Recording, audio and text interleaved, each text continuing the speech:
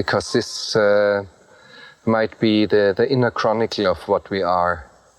And we have to articulate ourselves, otherwise we would be cows in a field.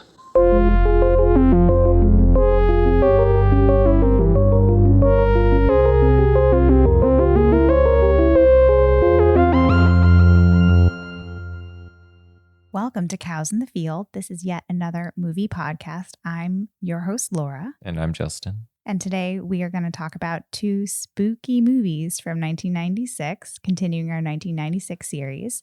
We're talking about Scream and The Craft.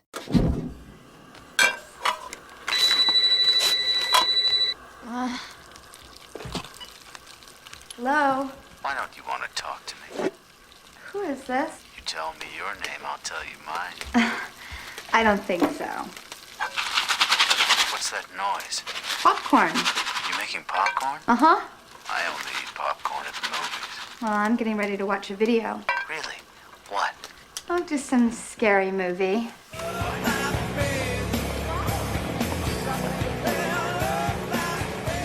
Hey, scary bitch alert. Oh, God. I thought it was Satan. Oh, my God. Jesus Christ. She looking? Oh, God. Oh, God. Oh, she's looking. Okay. I'll find a warm place. Safe, warm place. Be our fourth. Come on. I love a woman in uniform. Two spooky classics, one of which we had never seen. Yeah. we thought, We've seen Scream many times. The Craft was new to both of us. We thought, you know what? They both star Nev Campbell and Skeet Ulrich. Yep. Two classic 90s actors who sort of kind of just didn't do much after that, really. Yeah, I don't know that they're classic 90s actors, if that's all. I mean, Nev had her 90210 run. I don't really. I mean, sure, they were on TV, but like, you know, I don't know anything about Skeet Ulrich. Yeah, Skeet, I think, really kind of burned out. But, you know, these two movies starring two people in kind of, you know, both high school horror movies in the same year. It's unusual. And so we thought, hey, why not throw these two together, see what comes of it. And what, you know, we had no idea going into it whether there would be any connections between these movies, whether besides the stars. Yeah, exactly. Whether there'd be anything interesting to say, and besides, like, oh, these movies are both kind of horror movies in a certain respect. And we came away thinking there might be some stuff to talk about. So I think we're gonna get into it. You know, and the other thing to keep in mind at this and all of our movies is we'll give you a heads up if we're gonna spoil stuff and when we do. And so if you haven't seen them, we'll tell you when to pause. But otherwise, mostly should be a spoiler-free discussion until we get to certain parts where we'll mention, give a heads up. Okay. So what's going on in 1996 when these movies come out, Laura? What's going on generally? Yeah, I mean, okay, how about this? What's going on in your life in 1996? Thank you. That's what you wanted to ask for? Okay. 1996, I think what we've established is the 96 I was in the third grade, I think. Okay. I think that's like, yeah, that's what that's the time period that we're going to hold through the whole time. You saw these in theaters? Hell no.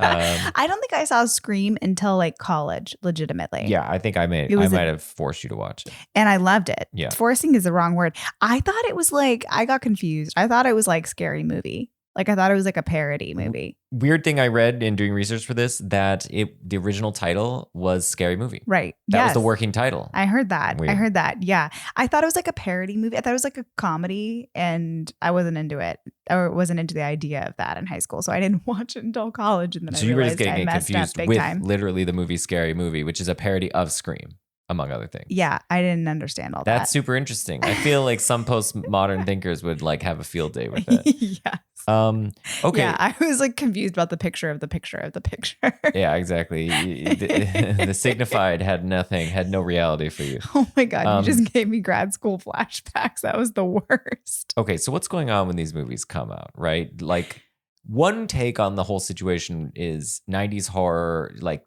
reaches a kind of nadir, and that it's a lot of sequels and it's like slasher done way too much, and people are the genre has become tired, and it's and so you might tell a story under which Scream, at least less so The Craft, sort of reinvigorates the genre. in the sense that it gives it a shot in the arm. And the way it does so in sort of classic Gen X style is it does it with meta commentary. It takes an ironic distance from the subject matter, and it by doing so, it enables the audience who, at this time, the theater, the sort of target audience are Gen Xers, and that they've sort of grown up with all the usual tropes and they've seen them all play out, and they're sort of bored by it. And now here's a movie that is winking knowingly every 5 seconds at you. Well, it again and again sort of tells you what you know, and then also subverts those expectations. There's twists and turns, and so I think that is, to a certain degree, the explanation for what the success of this movie, why this movie was successful, I think. And interestingly, I think, in a way, it sets the ground for other kind of meta horror films, which come a little bit after, like Blair Witch Project, which we talked about. Just in that, we're looking for the horror genre is in a way looking to step outside of the kind of classical scares and find new ways of scaring its audience. And so I think this period of this kind of bored period with the genre then gives way to, I think, a kind of renaissance with the genre. You get the meta stuff, you get the found footage movies, and so on. And yeah, this movie, Scream, went on to gross $173 million at the box office. It had immense staying power, and I think a lot of that was because of word of mouth. And I think that shows the kind of cultural significance of the movie, not to mention that it spawned 4 or 5 sequels plus 4, but they're making a 5th now. Fair enough. And all of the Scary Movie parodies, right? Which are all rooted which apparently came after the movie Scream, guys. Yeah. That's a spoiler alert. But yeah, and those were, I think there were like 4 of those. But and of course they were parodying different movies, but they all were rooted in the Scream universe, right? Right, because it's Ghostface. Ghostface keeps coming back, and so I just think culturally this is a moment, and it's interesting to think about exactly why that hits and so on. What it is about the themes of this movie that are resonating with audiences. The Craft, on the other hand, less successful comparatively, but still pretty successful. Grossed $55 million, and for a movie that is much more pedestrian and much. I thought you were going to say bad. Well, no, we're not going to get into criticism or whatever, but much more like by the numbers, fitting in. It doesn't age as well. It's fitting in a certain sort of style of the 90s. And it's just less, in many respects, it doesn't have the edge that Scream somehow manages to hold on to through the years. Agreed. And so it's less, maybe what I'm trying to say is it's maybe less rewatchable, maybe. But nonetheless, at the time, still quite successful. $55 million for like a teen horror movie is pretty good. Yeah. I mean, I think what we're finding with these 96 movies, because I was so young, is we're going to watch some movies some movies I saw in 3rd grade, some movies I saw later and like wasn't in the right cultural moment, but have seen. And then we're going to see some that I've never seen before, and The Craft being one of them. But in reading about The Craft, what I found out is that people love The Craft still. 20 years later, it's still considered a cult classic, and it has a lot of meaning, particularly to girls that were teenagers in 1996. I think if you watch this movie as a teenage girl in 96, this movie would have gotten its tentacles into you, and had a lot of staying power and rewatchability if you were just that right demographic. I think I can see why that continues to have that power. Right. It didn't hit me quite in that way watching it at 32, but I was transported a little bit back to my teenage years watching this movie, which I think you did not feel because you were never a teenage girl. Yeah, I think that's a big part of it. But before we get into that though, and sort of our sort of differing personal reactions, and also like what the significance of The Craft is in particular, I think it might be useful to set the scene as far as one theme that ties both movies together, which is, I think, resonant in the culture right now, which is this idea of this fear, parental fear, that your kids are going to get involved in a bad group of people, and as a result of that, end up making choices that permanently hurt their future life options. Now, in particular, I have in mind here this sort of satanic panic and sort of panic around Dungeons and Dragons and certain things in nerd culture that looks, I think, quaint from the perspective of today, but it was, I think, at the time, I mean, in the 80s and then in the early 90s, quite serious, and it was all over the news. And I remember I was into Dungeons and Dragons around this time, and my parents expressed a lot of concern about what exactly, like, they were like, well, we heard there was a guy who like killed someone because he was involved in Dungeons and Dragons. That is so wild. Yeah, and they were also really worried that I was gonna meet weirdos and losers playing Dungeons and Dragons that were somehow I was gonna like become obsessed with it and never sort of amount to anything. I think they were worried that like I might be like dress up in armor and try to kill someone, or B, that I You'd would be like a comic store. Yeah, book exactly. guy, B, I was going to be the guy from The Simpsons, right? That was going to turn into that guy. Yeah, that's so funny because now I feel like everybody I know who played Dungeons and Dragons as a kid, as a teenager, is they're all like now lawyers and doctors and stuff. Like, very successful. Very like the sweet nerds who are not aggressive or violent in whatsoever and are very hard workers. I mean, that's my association. Yeah, but of course there's a bit of selection bias because of the people you went to college with. But sure. I think that the point remains that you can be interested in Dungeons and Dragons and still like be successful later on in life. Just like you could be interested in. Nor will it make you a homicidal maniac. Yeah, you could be interested in video games, even violent video games like Mortal Kombat, or you could like Marilyn Manson and not shoot up a school and that kind of thing. Like, I think like this is reflecting is a kind of cultural panic from the boomers looking at the Gen Xers and what were to become the millennial generation, kind of coming up and like looking at them like with sort of fear and morbid curiosity at their interests and their kind of nihilistic attitude and that sort of thing.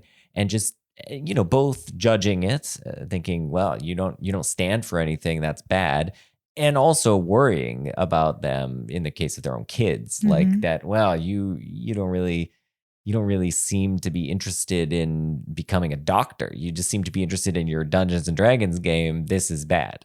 And so the reason I think this actually is a theme that's in both movies is that both movies have a character or several that fall in with a crowd that sort of makes things bad for them, that ends up making things go poorly for them. Yeah, it leads to death in both cases. Yes. And I won't say more about this because it will spoil things, but I just, I do think that we'll get to the spoiler stuff later, but I do think that is a common theme here between the two movies. And I think it's of course telling that both movies are set in high school. High school is this moment of time where your choices begin to matter. Like in middle school, it was sort of like, okay, you still have time to get your life together. But high school, it was like, okay, now you got to start getting serious about your work and doing internships and getting your college application, everything checked off for your college application. And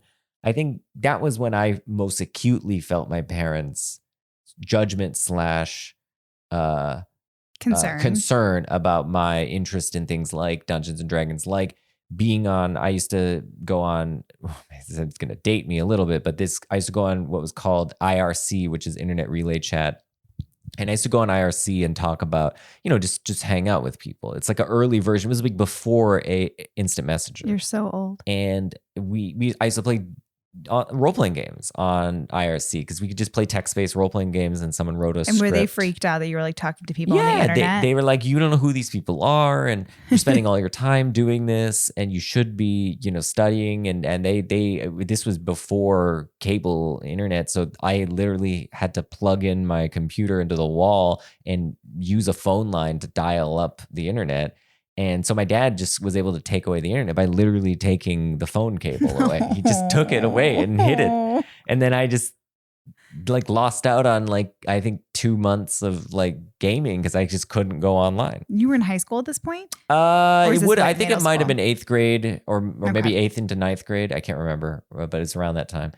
And yeah, because I was gaming online partly because I didn't have a car, so getting to friends' houses to play Dungeons and Dragons was very difficult. It'd have to be like an arranged weeks in advance, and so it was my outlet for hanging out with people. And anyway, I think looking back, it's obviously so quaint. What a quaint worry to be like, oh man, my kid spends too much time online playing games. Like, Yeah, what but that every was- kid is going to be spending all their time online right now. Maybe Yeah. not playing games, but still, like, they're not going to be serial killers because of it. Yeah, you know? but that really was definitely like the cultural moment. I mean, like a few years later after this movie comes out with Columbine, which was just down the way from you when you were growing up in Colorado, there was all the speculation afterwards about like what led these kids to do something so terrible. Was it like the video games? Was it because they listened to Marilyn Manson? Like what was it because they watched the movie Heathers? Like what was the thing? Or not even Heathers. It was more like Natural Born Killers. They love Natural Born Killers. Whatever. Trying to find like a media cultural sort of seed for what stoked this homicidal flame in them. And there was just like a lot of anxiety about like, what are your teenagers looking at, paying attention to, spending their time with? Yeah. It's going to make them dangerous. Yeah. And so this brings us to The Craft, Yes. which is a movie that, basically the plot of the movie is Robin Tunney's character, what's her name? Sarah. Moves towns in the middle of high school. She starts going to this new high school and kind of falls in with this crowd of outsider girls. She makes a coven. And they make a coven to become witches. Yep. Yeah, which is kind of, in speaking of satanic panic and this like cultural moment, I think it's like kind of amazing. I actually didn't think about it at the time, but then I read this Marie Claire article that pointed out that this was the first sort of movie that celebrated outsider girls. There had been movies like The Goonies. There had been plenty of movies that celebrated outside boys, but not outsider girls. And if you saw like a girl weirdo in a movie, like in Breakfast Club or maybe even Ty and Clueless, they get a makeover in the end. They dress in pink in the end, and they like dress like Cher, or they dress like the Molly Ringwald character, and then they get the boy, but only after they've changed from being like a little bit of a weirdo. And this is like the first time that like girls, outsider girls who don't dress like the popular girls and act like the popular girls are the heroes of the story. But it seems like amazing to me, circling back to Satanic Panic, because just 2 years prior, there was the West Memphis case, the West Memphis 3, in which Damien Eccles was somebody who did practice Wiccan, and he, dressed in black and had long hair. And that was enough in this small town in Arkansas for him to be sort of a target. And he ended up being accused of a crime he didn't commit and was actually sentenced to death. And ended up walking free in 2011. And now he lives in Salem, Massachusetts, and practices, Wicca peacefully. But, really in the small town, it really was like something horrible happened. And the first thing that the town thought, the first thing that the police thought was like, it's just got to be Damien because he's weird, because he's different, because he has long hair and wears black. I'm oversimplifying things a little bit, but like not by much. So for a movie 2 years later to show witchcraft, in the end, I mean, one character kind of gets hers, but I don't think it's like a bad representation of witchcraft. Right, because there's the lady in the store who kind of, and also Robin, what is her name? Sarah's mom, both of whom represent a kind of positive witch force. Right. They talk a lot about the balance. Yeah, there's a duality. Right. Absolutely. And when this movie is its strongest, it's just celebrating female power and connection. Right. They kind of bond over their outsider status. And right. I mean, I will say though that it would have been, on that point, it would have been nice to have in the end that somehow the girls are bonded. Yeah. Even though, whereas in the end of this movie, they are splintered and fractured. they can't heal the wounds of their power that their power brings, the sort of wounds that the power rests upon them. And so that is unfortunate, I think. Yeah, I was actually quite into the first half or the first 2/3 of this movie, and then I feel like the movie became something else. If it started off as a feminist story about, women who were helping one another through some real traumas in their life, some real struggles, finding their strength, finding a space for themselves apart from, the cliquey world of high school and, where men hold their sexual reputation in their hands and all that. And, it's like sleepovers and popcorn and like holding hands in the fields and chanting. Like that was great.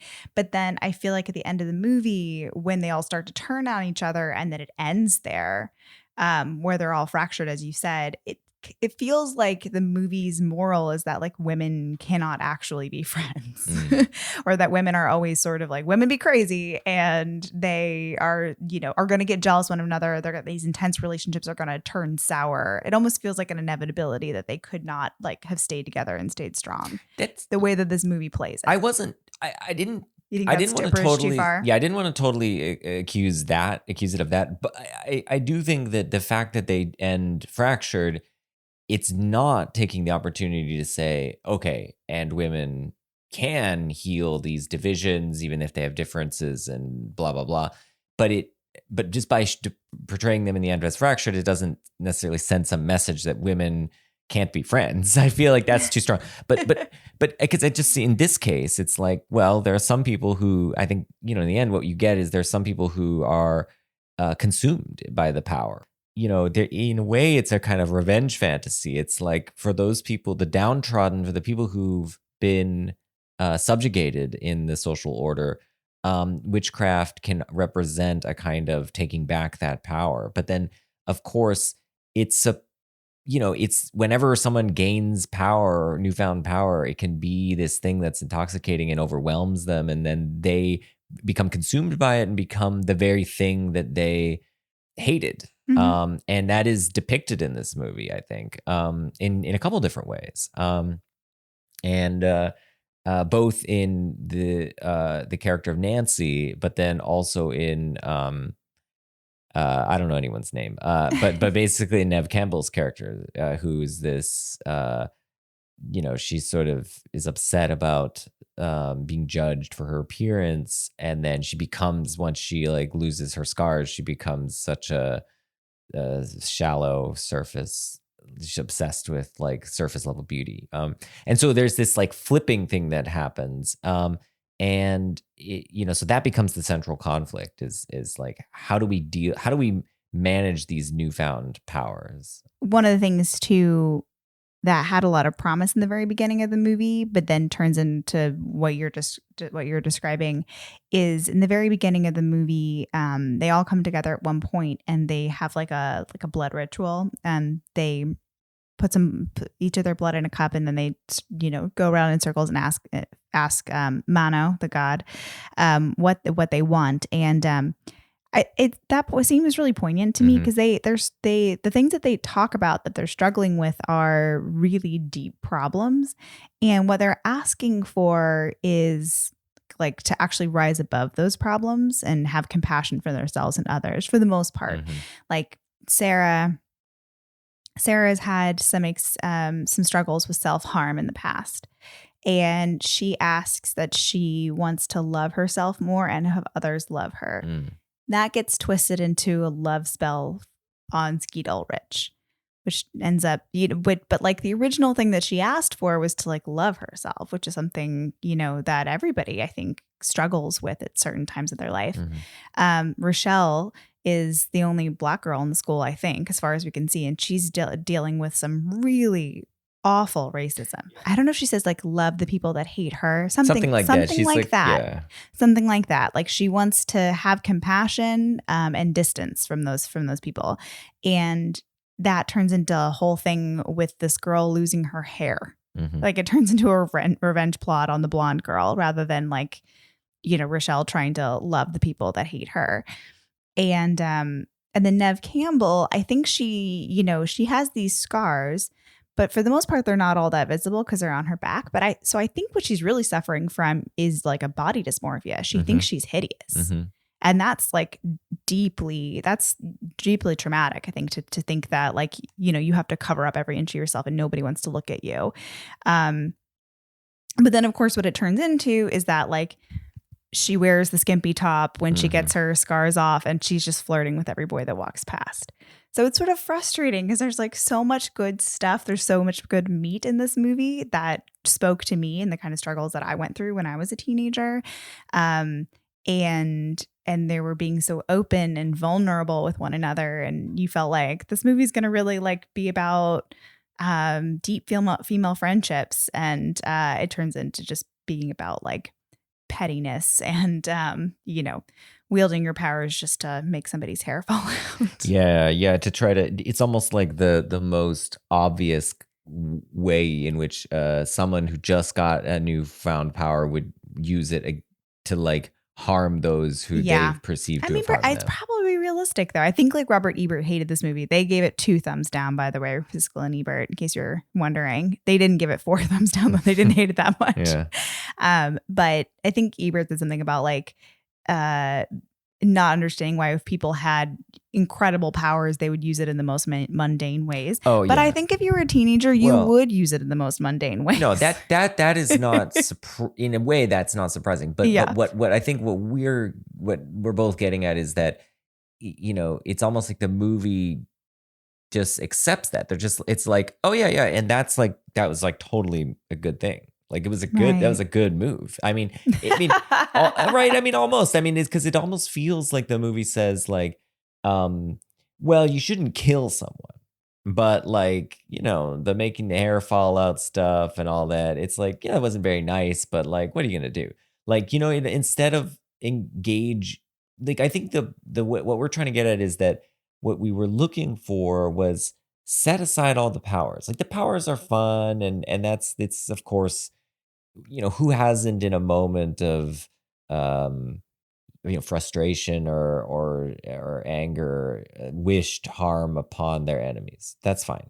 But it can't just be that. And it also can't just be that like, oh, and that's okay or that's not okay. Like that's boring, right? In a way, what we want to see is that set aside the powers, like the journey is in the friends you make along the way, or set aside the powers and like in the end, like we find solace in each other, as opposed to in,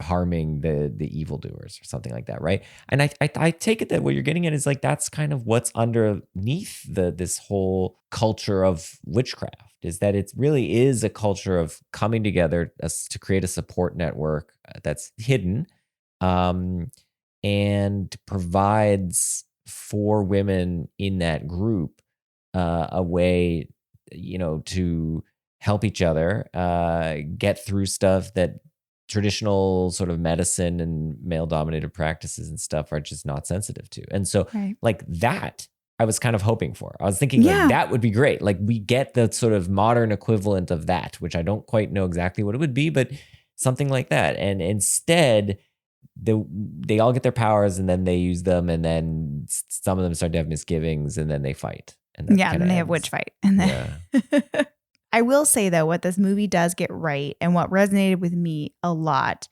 is the complicated nature of and intense nature of female friendships in these teenage years. Right. I was thinking a lot about that. I was thinking about a desperate need to fit in. I think when Sarah just gets to school, as you said, that's like a moment where like your fate is kind of decided a little bit arbitrarily. Yeah, you fall in with people. And, with the character of Nancy, I kept thinking about how, there have been times in my life where even when there have been red flags, I continue to be friends with somebody or continue to spend time with somebody in a friend group, just because I want to be a part of that group for whatever reason, because I want to feel belonging, because I want to fit in, because for the beginning, or you don't have many options, or you don't have many options. Yeah. And Nancy was mean from the start. Like there really wasn't a lot. It wasn't as if she was like a kind, warm person and then the powers went to her head. Like she was always who she was, and then the powers just allowed her to be more vengeful. But she was mean from the start. But I was thinking about how desperate that need for inclusion is when you're a teenager. And I think that got it right. I also was thinking a lot about how I have my own Nancy story. I have my own intense friendship that went bad. Wait, you're telling me that you went to a new high school, met a coven of witches, battled, and made cockroaches climb out of their nose? There were fewer bugs, okay. but so what happened? I went to a new school in the 7th grade, and I met a girl who I'll call Nancy for this story. And I think the first thing Nancy said to me was that she wished she could be a vampire, and she was interested in Wicca. At the time. So we're basically we're basically there. So far, beat for beat. So far. And she was like such a quirky girl. Like at one point she went for Halloween as is it Alex is the main character from Clockwork Orange? Mm-hmm. Yeah. She had like a cane and a cod piece and like the eyelashes. I know someone with a cod piece. wears a cod piece all the time. He's referring to our baby who wears a diaper. Anyhow, like she was like a off-beat outsider girl who frankly scared me a little bit when I first met her because I was like weirded out that she said she wanted to be a vampire. But we got super close. Like, we spent a lot of time sleeping over at each other's houses. I found a note the other day that she wrote me in sophomore year about how like she feels like she could tell me anything. Wow. We were really, really close. And then like something turned. Like when? Between junior and senior year. There's some stuff going on. I think probably something had been brewing for a while, but it felt like it just turned on a dime to me. But we had both had a lot of pressure from our families to get into the same college. And so I think that was coming to a head our senior year. But and then she also kind of changed what she wanted to be in the like popular clique all of a sudden. Like she had been like vampire girl then she wanted to be popular. And so she changed her look over the summer. But this all came to a head when we went on one of these retreats, like to, some like campground or whatever for our senior Christian year. retreat? No. Okay, I don't know. No, I was not a Christian retreat. I went to plenty of those too, but this was not a Christian retreat. We were sitting on a bunk bed and Nancy takes me aside and she's like, I have to tell you something. And she proceeds to tell me that all of my friends hate me. They think I'm arrogant and horrible, and all they do is talk about me behind my back. And the reason that she's telling me this is because she's my only friend who cares about me. Okay, hold on. Let's stop there. That's a crazy thing to hear from someone who you think you're friends with. Yes. Oh my God. I was devastated. I think I'd be devastated now. Yeah. But in high school, can you imagine? Like your whole world is your friends. I think I'm dying. I'm crying so hard. My face is like this swollen. Is at a retreat, like you're away. Yeah, there are other people. I'm away. I can't go home. I can't get away from her. Yeah, you got 6 more days with these people. Yeah, I've got another weekend with these girls. And I think there are other people in the room at the time because it's just like a big like bunk bed filled cabin, right? So I'm on a top bunk with her just sobbing as she's telling me this. Do we have any sense as to why she would say this? Because it's not true. It wasn't true. Like none of those things were true. No, it wasn't true. I have no idea. I don't want to know. I don't know. I have no idea. But here's the crazy thing. I'm like crying. I'm puffy. I get really puffy when I cry. My whole face is swollen. And she takes a picture of me. Yeah. Because she still have that photo. Right? It's like one of those like disposable cameras that makes like a when you advance the film. Yeah. I don't know what she did with that photo. But like how fucked up is that? Yeah, it's not good. Yeah. That's bad times. Yeah. But here's the worst part of this story is that you stayed friends with this person for like 6 more years. A decade later.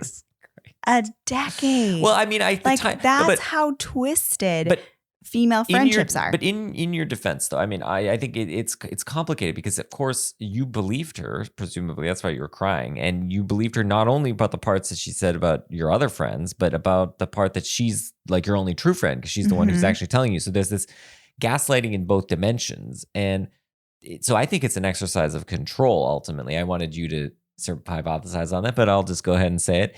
It's in a way an attempt to control you by effectively limiting your knowledge about, right, by saying like, I'm the only person who will give you the honest truth. So you have to go through me to get at the truth. Mm-hmm. There is a bit of that too in the movie. The craft Nancy, she was kind of like the alpha of that group before Sarah came by, and then Sarah had more natural powers than Nancy did, and the other two sort of glommed on to Sarah, and she sort of fit in too easily, and it made Nancy feel threatened. And I remember feeling that too in high school. If you have a best friend and then they start getting close to somebody else, you do feel that kind of like anxiety about, the hierarchy of friendships in your life. Totally. I think there's another element so there's Nancy in the movie's control over Sarah, but there's also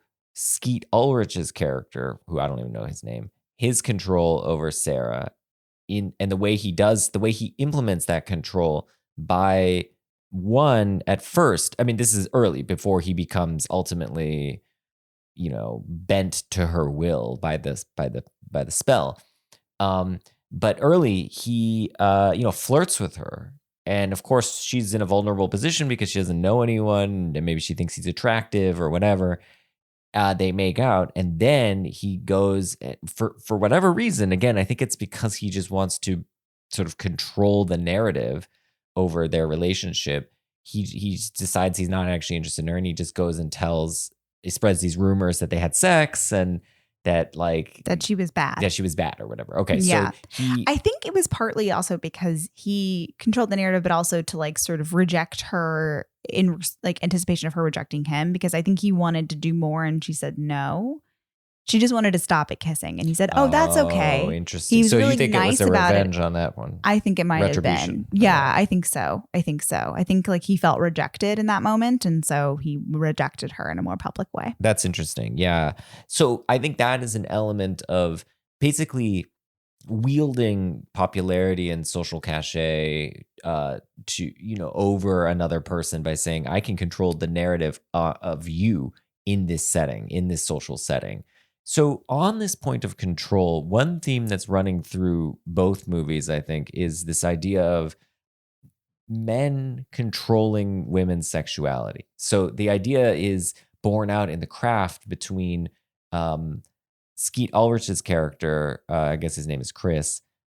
He makes out with Sarah when she first comes to the school, and she's in this kind of vulnerable position because she's new to the school and maybe she finds him attractive or whatever. So she says, okay, I'll make out with you. But I guess she doesn't want to go further than that. And so as a kind of act of retribution, he spreads this rumor that they did have sex and that she was no good at it. So in doing that, he just uses his social power to control the narrative over her and who she is, who she's sort of her identity, her social identity within the sphere of this school. In Scream, Skeet Ulrich's character is Billy, and spoiler alert now, I'm going to spoil the ending of Scream. Billy's character is the one he's one of two of the killers. And you learn at the very end of the movie that he kills Sydney's mom, Sydney being Nev Campbell. He's killed her mother because they had an affair. Her mother had an affair with his father. Yeah. And that ended up ruining his parents' marriage. You're crazy, both of you. Actually, you prefer the term psychotic. We'll never get away with this. Oh, no? Tell that to Cotton Weary. You wouldn't believe how easy he was to frame. Watch a few movies, take a few notes. It was fun. No! Oh, where you going? Why? Why did you kill my mother? Why? Why? You hear that, Stu? I think she wants a motive. I don't really believe in motive, Sid. I mean, did Norman Bates have a motive? No. Did they ever really decide why Hannibal Lecter liked to eat people? Don't think so. See, it's a lot scarier when there's no motive, Sid. We did your mom a favor, Sid. That woman was a slutbag whore. Flashed her shit all over town like she was Sharon Stone or something. Yeah, it would put her out of her misery. Because let's face it, Sidney, your mother was no Sharon Stone. So there's this attempt to punish her for this, her, not his dad, but her, the mom, right, for this promiscuous behavior. And yet what I think is so interesting about this theme is that it's a dual nature to the male control. It's one, this sort of desire to punish women, or at least, in the case of The Craft, sort of, feign punish, because of course she didn't really have sex, but this idea to like wield chastity against women, this ideal of chastity against them. And yet at the same time, these characters they desperately want to have sex with these women, because in Scream, Billy is constantly hounding Neve Campbell's character Sydney to have sex like throughout the entire movie, and then eventually she sort of like gives in and is like okay towards the end.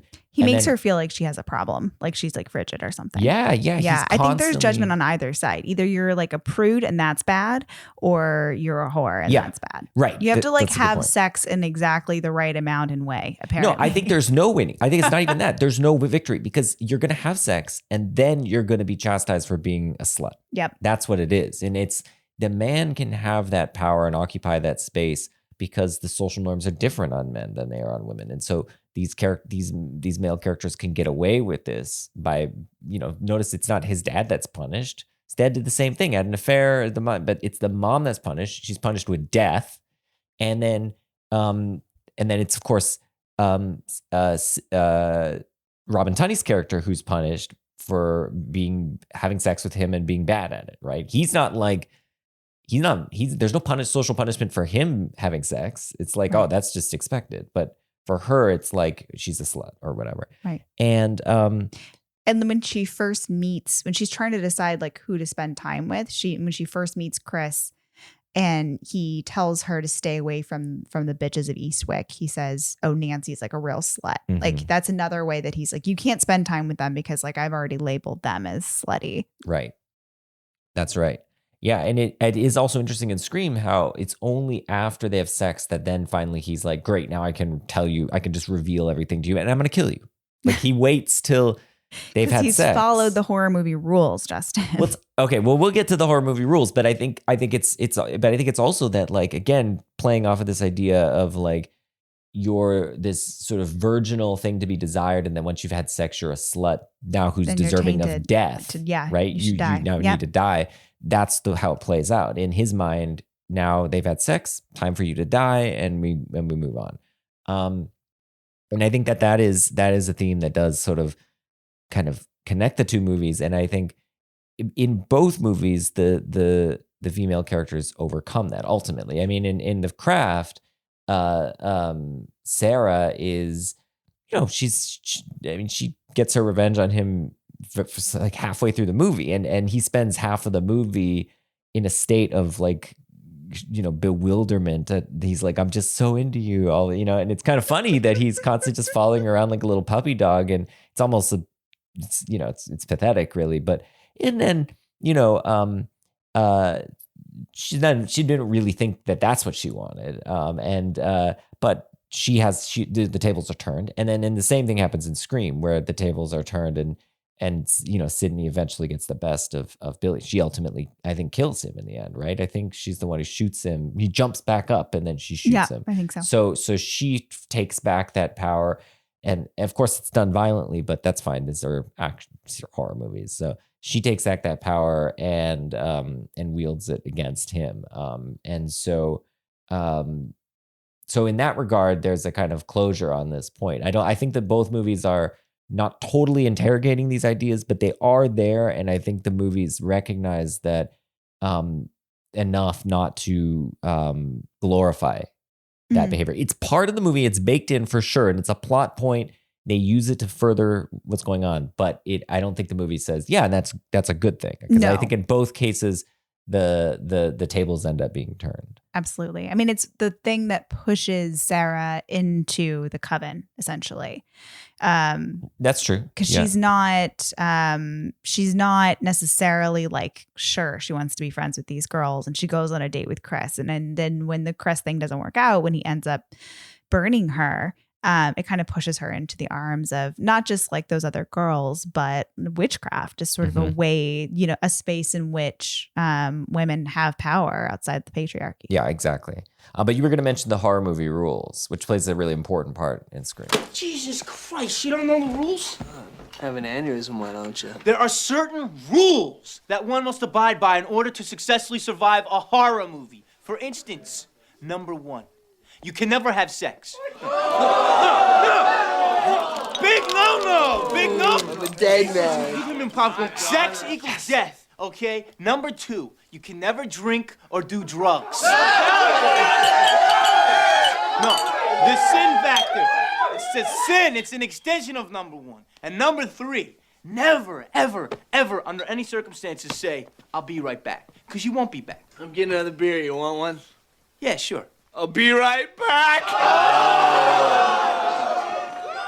But that exactly, so just to tie this together again, that trend embodies this weird masculine, double-sided relationship to sex, because again, the male audience goers and male creators of these movies want to see the sex on the screen, but they don't. But once the sex happens, they kill those characters. So they want to see the sex, and then they want those characters, in virtue of them having sex, they want them to die. Yep. So it plays out this exact theme.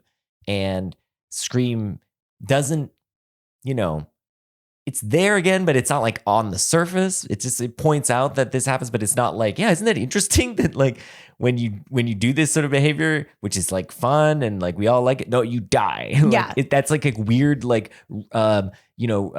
puritanical view of the world almost. Yeah, they make tons of jokes about it and references to it in the movie. I mean, Jamie Kennedy, I think once says he's never thought he'd be so happy to be a virgin, because you think he dies and then he like pops back up again. But what I mean is they're not critically engaging with it. They're not saying like, isn't this strange that like the movies that we love embody a kind of puritanical ethics in them we would ultimately reject if we were told like, hey, should people who have sex before marriage die? We'd be like, no. Some people might think so. No, I mean the people who watch the movie wouldn't accept that, right? The people who watch these movies aren't like yes, I sign on to this. So it's so interesting that is built into the fabric of these movies, so much so that Scream can be like, these are literally rules of the horror genre prior to this movie. And like, so that's a point where the movie's meta commentary, I think, is really effective in that it brings that out. Of course, it's not fully engaging with it. That's my point, but it's drawing attention to it. So then people like us can sit here and like mull over, like, to the extent that there is anything here. This is a very strange, Judeo-Christian conservative ethical viewpoint that's built into all these horror movies that you would think the very people who would accept that ethic would hate these horror movies because they're so gratuitous. But like, in fact, they're confirmations of their worldview. They're just like, yeah, these are people doing bad things by your lights and they're getting what they deserve. So anyway, I think I find that interesting. And I think that it's a really twisted mindset. And I think it is representative of this patriarchal ethics, which is designed specifically to subjugate women, and in particular women's sexuality, this very thing that the male gaze is obsessed with. We mentioned that Sydney's mom is dead, and that plays a kind of important subplot throughout the movie. But similarly, I think you get the same sort of thing in The Craft, in that you have Sarah, who I think her mom died at giving birth to her, right? Mm-hmm. So she never really knew her mom, and there's this moment in both movies where both Sydney in Scream and Sarah in The Craft learn who their mom really was. So there's this moment when Sydney learns that her mom was not the the sort of bake cookies, like homemaker, perfect housewife, whatever ideals she had in her mind. Her mom was a woman who had sexual desires and was in an unhappy marriage and cheated on her husband. And similarly, Sarah in The Craft learns towards the end of the movie that her mom was a witch and that, she I think, but she was a good witch, right? And that she learns to like channel her to like defeat the evil witches and so on. But I think it's interesting that in both movies you have this, and both characters have to undergo this realization of like, oh, now they come to learn who their mom was and like what was, they in a way learn a little bit about themselves, like learn through their mom, like that they themselves have certain. We're all human beings. We're all flawed. And we're also human beings that have interesting dimensions to our lives that might not be immediately apparent. But like the fact that like so much of the emotional catharsis of both of those plots come through them coming to think about their relationship with their mother and who their mother was in that lineage. The dads are there in both movies. That's true. Barely in both movies. They don't matter at all. Don't matter at all. They never have any conversations with their kids. That's a good point. There's one scene in which Sarah's dad's trying to comfort her. And he seems very worried because she's had this history of self-harm. Yep. So I'm sure he's terrified. They've moved to a new city so that she can get a fresh start. And now she's had this tragedy in her life. And he seems pretty worried, but she basically is just like, go away.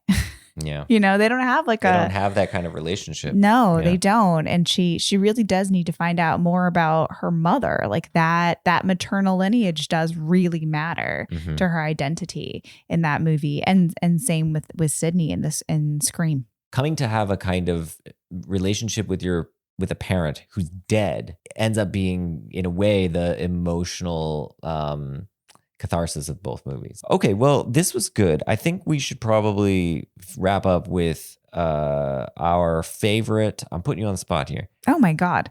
I'm going to give you a couple choices. Okay. So we're going to do teen slasher and witch movies. Okay. So, all right. For teen slashers, I'm going to give you a couple options. Scream is definitely on the options. I think Scream is such a good slasher movie. It's one of the best. It's really, really one of the best. Now you got the classic Halloween. Yep. Okay. And then I'm going to throw in Final Destination into the mix. Okay. And I'm going to throw in Texas Chainsaw Massacre. Oh my God. And let's throw in one more. Again, teen. I'm going to throw in Cabin in the Woods. That's another meta I don't like slasher that movie. Okay. I'm sorry. So what would you say between those is your favorite? Favorite? Mm-hmm. Yeah, favorite or whatever, best, whatever you like. I think I'm going to go Halloween. That movie is classic. It's got good autumnal vibes. It's got a really nice, simple, creepy score. It's got an unkillable killer. And it's got a scene that I was now going to be burned in my brain forever because our little toddler son keeps grabbing knives out of the dishwasher and he looks like baby clown Michael Myers. God. Yeah. We're parents of the year, guys. Okay. Yeah, that I'm not a big Halloween fan. I know you're not. I'm gonna say for me it comes down to Scream and Texas Chainsaw, and I'm going Chainsaw. That movie is nuts. I like the Chainsaw, and it's really good. Don't get me wrong, but I just can't watch it every year. My favorite, the dinner scene is my favorite part, and I just think it's one of those like moments in a movie where if you were to show someone a clip, like that clip, just not even clip, just like still of the movie, and the person would be like, what the hell is going on in this movie? That's what I love. I love when a movie can just like give you a still and you're like, I have no idea what this is out of context. It looks insane. And then you watch it and in context, you're like, yeah, that's about right. That's about what I thought. Yep. Yeah. I mean, for me, the thing that's crazy about that movie is the sheer amount of bones that are in that house. Love it. Holy shit. Just rooms full of bones. Love it. Set dressing is insane in that movie. All right. Now we're going to do our favorite witch movies. Now, okay. These, there's some bad ones out there. You know what I'm going to say. You're going to give you a bunch of options and you know what I'm going to say. Well, let me give you a couple options. All right. Okay. Because I It's going to be a tough one for me. Yeah, you don't have to like witch movies. We all know that you're a misogynist and you hate women and you don't like women in power. That's absolutely right. Three for three. All right, here we go. I know what's happening. All right. Blair Witch Project. It's a witch movie. It's got witch in the title. Sure. Okay. The Craft, because we just discussed it. Hocus Pocus. I'm doing the only ones we've seen. So I'm going to skip a couple that other people might be like, oh no, but what about that movie? Which we haven't seen. Sorry. The Witch. Okay. The Witches. Mm-hmm.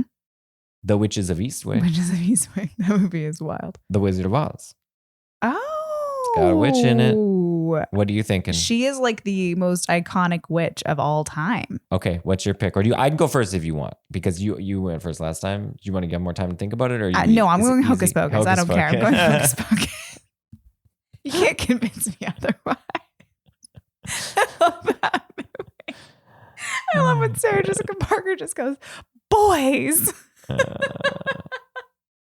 My lucky rat's tail. It's the best. I love when she talks to her book. A book with one eye that goes with a shifty eye. Okay. She strokes it.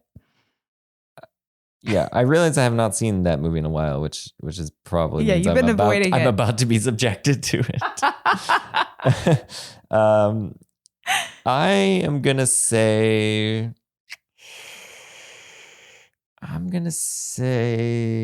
the Blair Witch Project. I'm going to whatever. It's a good one. Yeah, it's a good one. I'm not a big witch fan, so yeah. I mean, what about Crucible? Crucible should be on this list, right? They're not really witches, but come on. Yeah, no, that. No, Crucible. Yeah.